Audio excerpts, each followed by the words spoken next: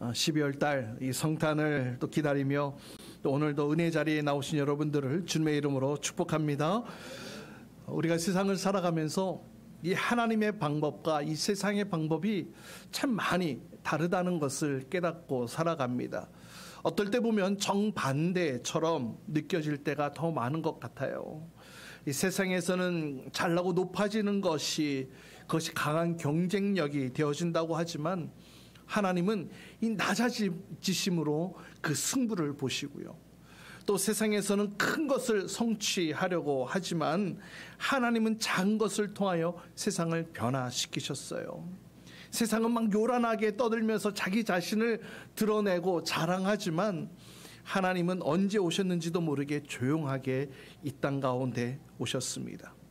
세상은 늘 큰 것을 좋아하고 자랑하죠. 높은 건물, 큰 건물, 세상에서 가장 큰 건물이 어디 있냐고 말합니다. 또 가장 나라가 강력한 군사력을 가진 나라가 어디에 있냐고, 어느 나라냐고 얘기를 합니다. 또 돈이 가장 많은 부자는 누구냐고 또 말이죠.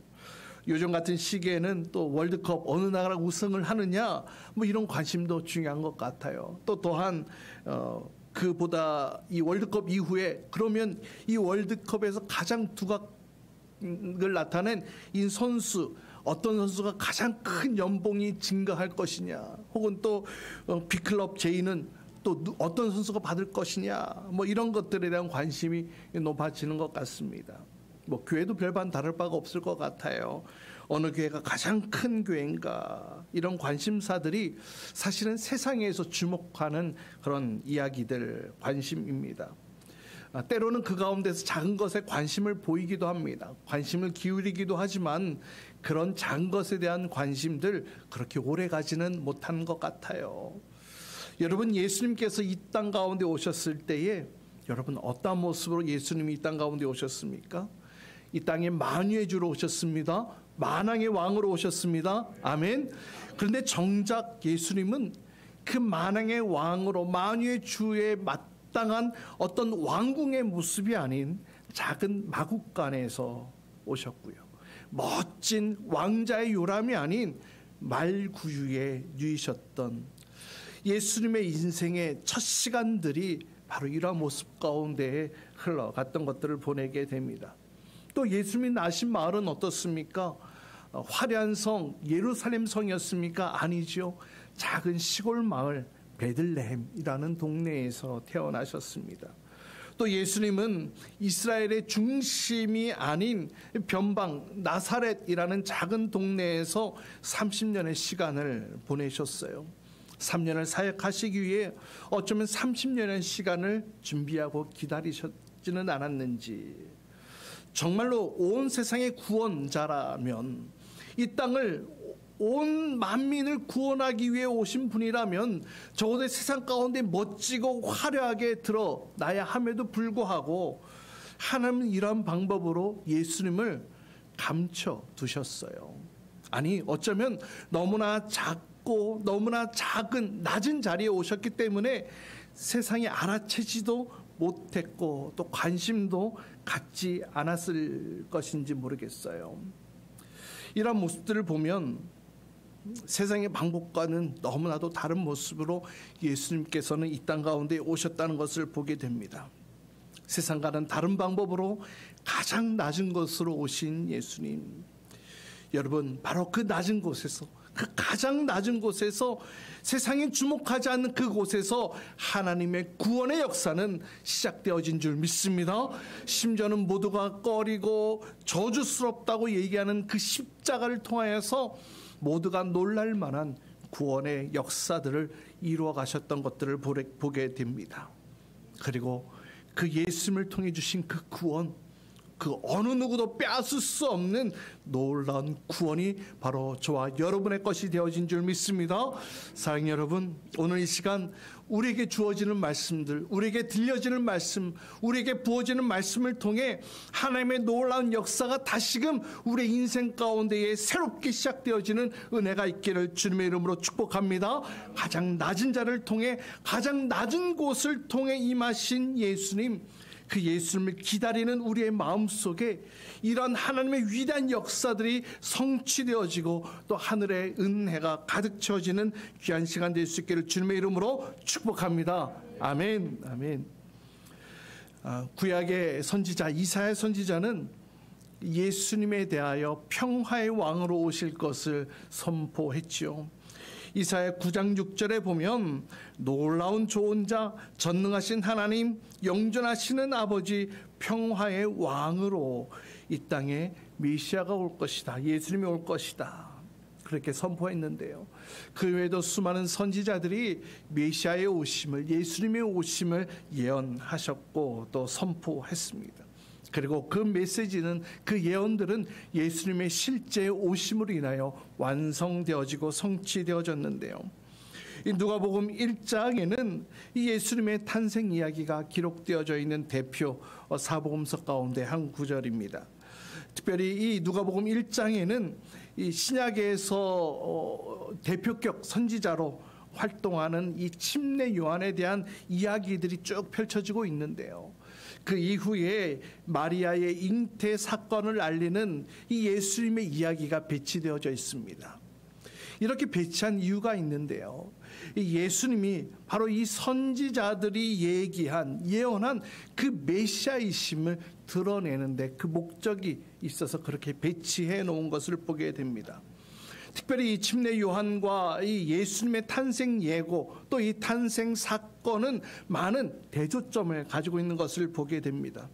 침례 요한 어떻습니까? 출생할 것이라는 이 예언의 배경은 대도시 예루살렘 성전에서 배경이 되어지고 출발되어집니다. 반면 예수님의 출생과 예언은 시골 나사렛을 배경을 하고 있지요.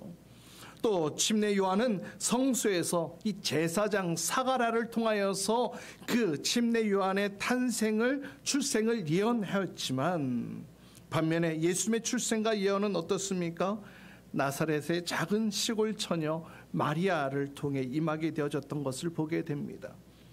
마리아의 남편 그 요셉은요, 다윗의 자손이기는 했지만 사람들에게 그리 주목받을 만한 그런 어떤 요소를 갖춘 인물이 아니었지요. 그러나 하나님은 메시아를 잉태할 여인으로 이 나사렛의 작고 낮은 마을 동네에 살고 있는 한 여인, 그 마리아를 선택하셨고, 또 천사 가브리엘을 통하여서 그 하나님의 뜻을 마리아에게 전달하시게 됩니다. 근데 여기서 질문이 생깁니다. 여러분도 아마 궁금하실 거예요. 왜 수많은 여인들 가운데에 이 마리아를 선택하셨을까? 왜일까? 마리아는 남자를 알지 못하는 순결한 여인이기도 했습니다. 또 하나님의 말씀을 잘 알고 있었던 경건한 여인이기도 했죠. 또한 말씀 앞에 결단함으로 순종을 택한 여인이기는 합니다.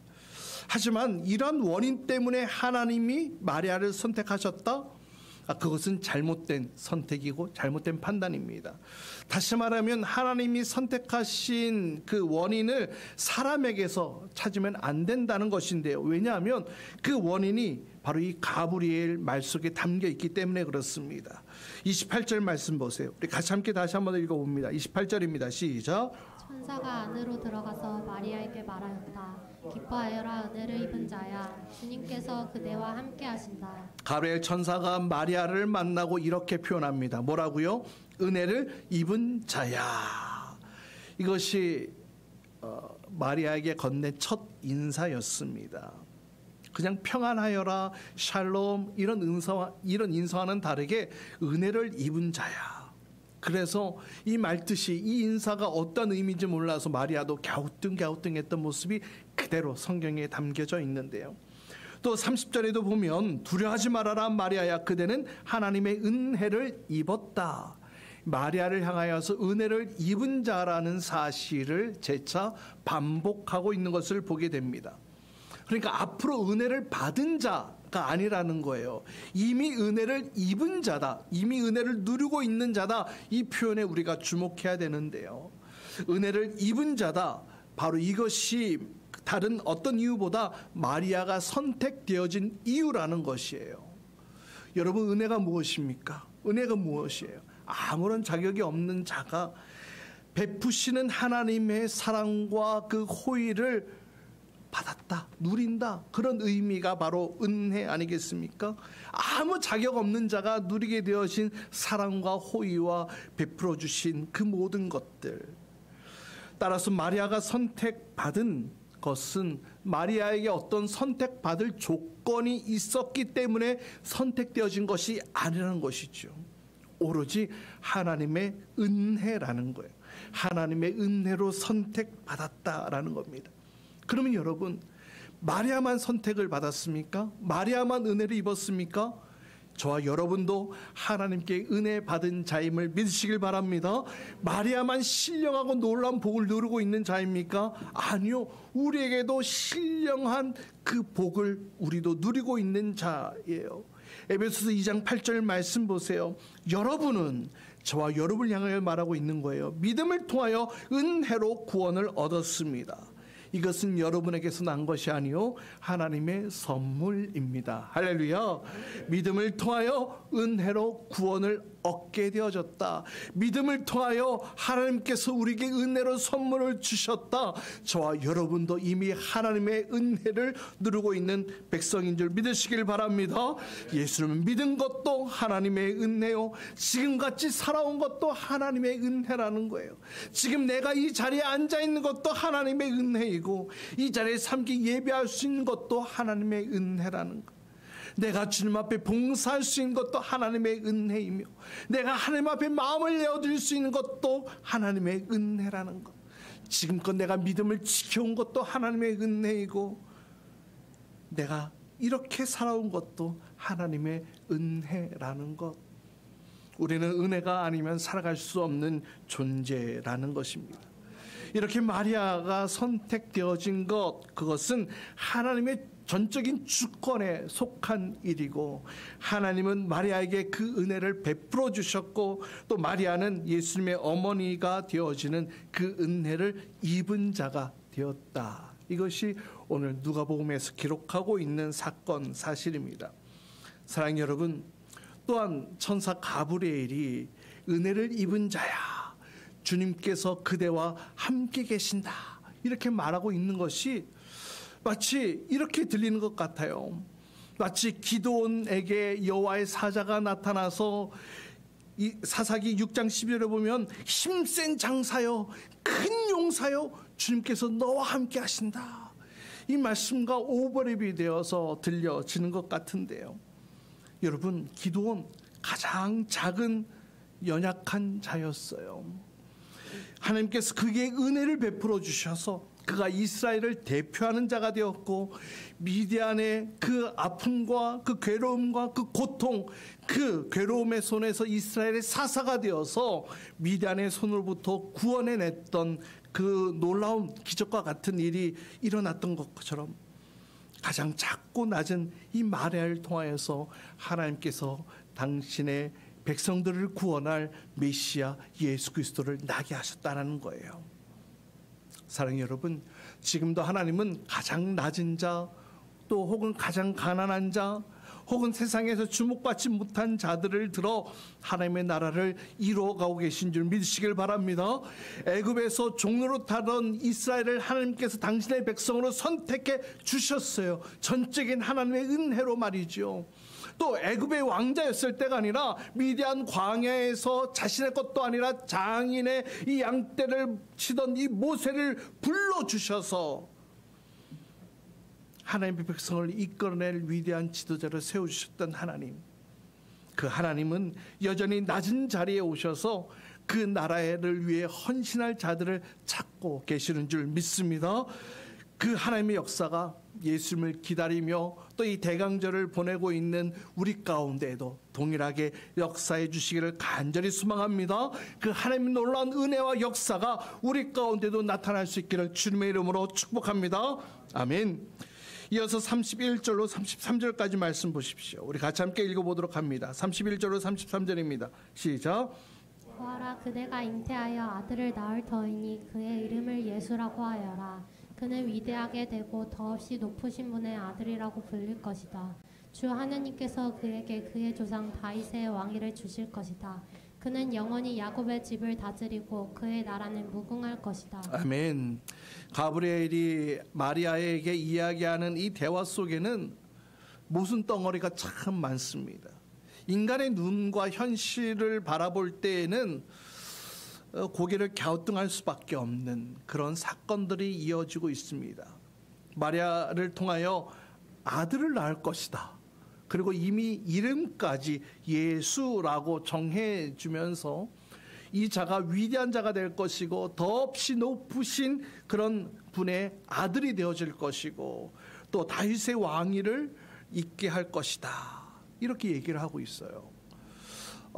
그런 현실을 보면 마리아는 여전히 처녀입니다. 아직 결혼하지 않았어요. 자녀를 낳으면 이상해지는 상황입니다. 또 그 아들이 낳게 되어지면 다윗의 왕위를 잇게 된다고 얘기를 하는데 이미 다윗의 왕조는 사라진 지 오래되어졌지요. 이스라엘이 멸망하면서 남유다가 멸망하면서 바벨론 포로로 끌려가 이후 예루살렘이 멸망한 이후로 다윗의 혈통을 따르는 자들 세워지지 않았습니다. 이후에 바벨론에서 포로 귀환한 유대 백성들이 성전을 짓기는 하지만 그러나 이 다윗의 왕조가 다시 세워진다? 그런 모습은 전혀 나타나고 있지 않았습니다. 지금 현실도 마찬가지이고 말이죠. 오히려 로마의 압제와 또 핍박 가운데 그들이 놓여 있지 않았습니까? 그런데 다윗의 왕조가 세워진다? 전혀 현실성이 없는 이야기들인 것입니다. 더욱이 요셉 약혼한 사이지만 요셉과 약혼한 사이지만 아직 결혼한 신부가 되어진 것이 아니기 때문에 이 아이를 낳는 것 이것은 불가능하고 혹여나 임신하게 되어지면 사람들로부터 정결하지 못한 자라고 손가락질 당하며 유대의 율법에 따라 돌로 쳐 죽임을 당할 수도 있는 그런 상황들. 그런데 그것이 일어나게 되어진다고? 마리아는 이 가브리엘의 이야기 속에 이것은 현실과 맞는 것이 하나도 없어요. 이것이 나한테 일어난다고요? 불가능한 일일 뿐이에요. 고개를 갸우뚱할 수밖에 없는 일들. 근데 35절 말씀 보세요. 35절 천사가 또 이어서 말하는데요. 함께 읽어봅니다. 시작. 천사가 마리아에게 대답하였다. 성령이 그대에게 임하시고 더없이 높으신 분의 능력을 그대를 감싸줄 것이다. 그러므로 태어날 아이는 거룩한 분이요 하나님의 아들이라고 불릴 것이다. 아멘. 이 마리아 대단한 가문의 집안도 아니고 그의 신분이 높은 것도 아니에요. 왕가의 어떤 그런 핏줄이 흐르고 있는 것도 아닙니다. 그런데 천사가 계속해서 이어서 말하기를 이 하나님의 능력은 현실에 매여 있지 않다라는 사실을 계속해서 강조하고 있는 것을 보게 됩니다. 마리아는 처녀이고 남자를 알지 못하는 자이고 다윗의 왕조는 재건되어지기는커녕 아이를 낳을 수조차 없는 그런 상황이지만 현실과는 다른 현실과는 상관없이 하나님께서는 당신의 사람들을 통하여서 사람들의 눈에는 불가능해 보이는 일이라 할지라도 가능하도록 준비하고 계시다라는 거예요. 할렐루야. 그래서 그 증거가 무엇이냐? 36절 37절 이어서 이야기를 합니다. 함께 읽습니다. 시작. 보아라, 그대의 친척 엘리사벳도 늙어서 임신하였다. 임신하지 못하는 여자라 불리던 그가 임신한 지 벌써 6달이 되었다. 하나님께는 불가능한 일이 없다. 아멘. 하나님께는 불가능한 일이 없다. Nothing is impossible. 할렐루야. 하나님께는 불가능이 없다. 너 알고 있지 않니? 6개월 전에 이미 너의 친족 엘리사벳이 이미 임신할 수 없이 나이가 많이 찼음에도 불구하고 그가 임신한 것을 너가 알고 있지 않니? 너가 그 엘리사벳과 친족이기에 그 사실을 정확하게 개인적으로도 잘 알고 있지 않니? 하나님은 불가능한 일이 없으신 분이셔. 할렐루야. 할렐루야. 이와 같이 하나님께서는 이미 이 침례 요한의 잉태를 통하여서 6개월 전부터 그 메시아의 길을 예비하고 준비하셨던 것들을 보게 됩니다. 그리고 오늘 마리아를 통하여서 마리아에게 이것이 하나의 증거가 되어져서 하나님은 못하실 일이 없으셔. 그렇게 천사가 이야기를 하고 있는 것이죠. 그러자 마리아의 반응이 어떻습니까? 38절입니다. 우리 같이 함께 또 읽어봅니다. 시작. 마리아가 말하였다. 보십시오, 나는 주님의 여종입니다. 당신의 말씀대로 나에게 이루어지기를 바랍니다. 아멘. 당신의 말씀대로 나에게 이루어지기를 원합니다. 소원합니다. 바랍니다. 나의 현실은 당신의 말한 것과는 하나도 맞는 것이 없습니다. 나에게 이루어질 가능성 전혀 없을 것처럼 보여집니다. 하지만 당신의 말씀대로 나에게 이루어질 것을 내가 믿습니다. 할렐루야. 이 마리아의 현실은 두려움에 가득한 현실이었어요. 설령 그렇게 된다 할지라도 세상 사람들이 나를 바라볼 때에는 그것을 향하여 좋게 평가하지 않을 겁니다. 돌을 던져 나를 죽일지도 모릅니다. 그럼에도 불구하고 자신의 모든 두려운 마음들을 시간 그 말씀 앞에 내려놓는 것을 보게 되어집니다. 그리고 자기 자신을 어떻게 표현합니까? 나는 주님의 여종입니다. 당신의 말씀에 따를 뿐입니다. 순종할 뿐입니다. 수긍할 뿐입니다. 나는 그렇게 생각하지 않는다 할지라도, 세상에 그렇게 바라보지 않는다 할지라도 나는 주님의 여종으로 당신의 말씀을 따르겠습니다. 순종하겠습니다. 말씀대로 하겠습니다. 그렇게 믿음으로 고백한 마리아. 당신 말씀한 대로 성령이 임하시고 더없이 높으신 분의 그 보호하신 그 감싸주심을 내가 믿습니다. 이 말씀 앞에, 그 선포되는 말씀 앞에 순복합니다. 순종합니다. 그 말씀대로 이루어질 것이라는 믿음의 고백을 하게 됩니다. 당시 가늠한 여인들 돌로 쳐 죽였다고 말씀드렸잖아요. 아무리 마리아가 성령으로 잉태했다고 얘기를 해도 그것은 하나의 변명으로밖에 사람들이 받아들일 뿐, 사실 당장 약혼한 이 요셉도 이 사실을 받아들이는 것이 참 쉽지 않은, 불가능한 일이었지 않았겠어요. 따라서 이 고백은요, 이와 같은 마리아의 고백은 자신의 생명을 하나님께 맡긴 고백이 되어지는 거예요. 나는 그렇지 않지만 세상 사람들을 그렇게 바라보지 않고, 나에게는 그렇게 될 것이라고 나도 잘 모르겠지만, 그러나 당신이 말씀하셨으니 나의 생명을 그 말씀 안에 두겠습니다. 할렐루야. 그 말씀 앞에, 그 말씀 안에 나의 생명을 맡긴 이 마리아의 고백. 사랑하는 여러분, 하나님은 마리아를 은혜로 선택해 주셨어요. 그리고 그 은혜 앞에 마리아의 반응, 자신을 낮추며 그 말씀 앞에 자신의 생명을 내어놓았습니다. 자신이 처녀에게 아이를 낳을 수 없다고 그렇게 결정하고 판단하지 않았어요. 그 모든 상황들을 전능하신 하나님께 맡겨드렸어요. 나의 몸을 맡겨드렸어요. 나의 상황을 맡겨드렸어요. 나의 형편을 맡겨드렸어요. 도저히 나에게 주어진 이 말씀이 이해가 되지 않는다 할지라도 그 가능성이 0.1도 없어 보이기는 하지만, 그럼에도 불구하고 말씀하셨기에, 그 말씀이 떨어졌기에, 그 말씀이 선포되어졌기에, 그 말씀이 내 앞에 주어졌기에 그 말씀 앞에 순종하기로 결정했다는 것. 할렐루야. 이것이 마리아에게 주어진, 마리아가 보인 위대한 믿음의 모습이 아닌가, 그렇게 저는 생각합니다.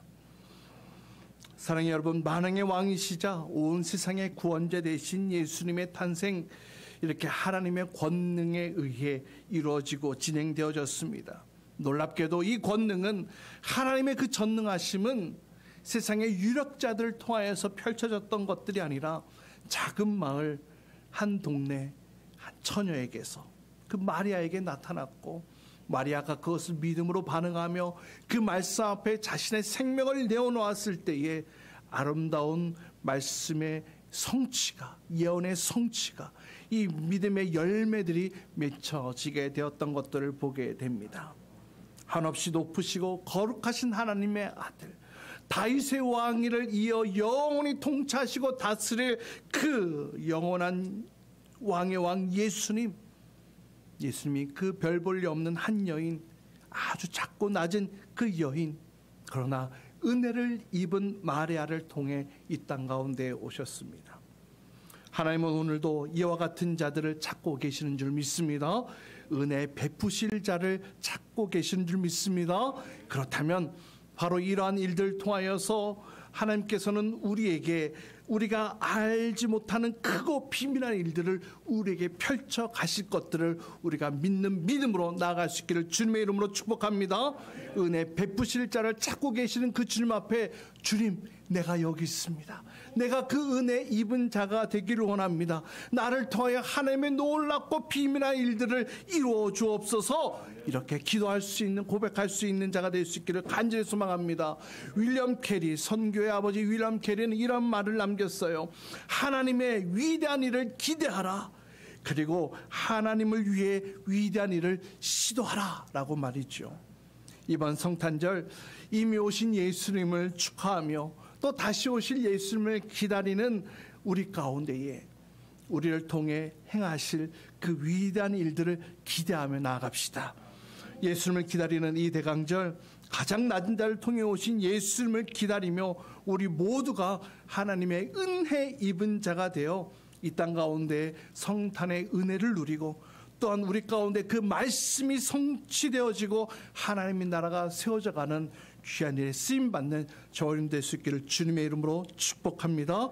하나님의 말씀 앞에 우리의 생명을 내어드리며 그 말씀을 통해 나의 삶 가운데 역사하실 그 주님을 보고 경험케 되어지는 그 주님을 기대하며 또 기다리는 이 대강절 될 수 있기를 주님의 이름으로 축복합니다. 우리 이 시간 같이 함께 기도합시다. 오늘 주신 말씀 붙드시며 함께 기도하기를 원합니다. 하나님, 그 하나님의 놀라운 역사가 다시금 우리 가운데 시작되어지는 은혜 입은 자가 바로 내가 될 수 있도록 주여 인도하여 주옵소서.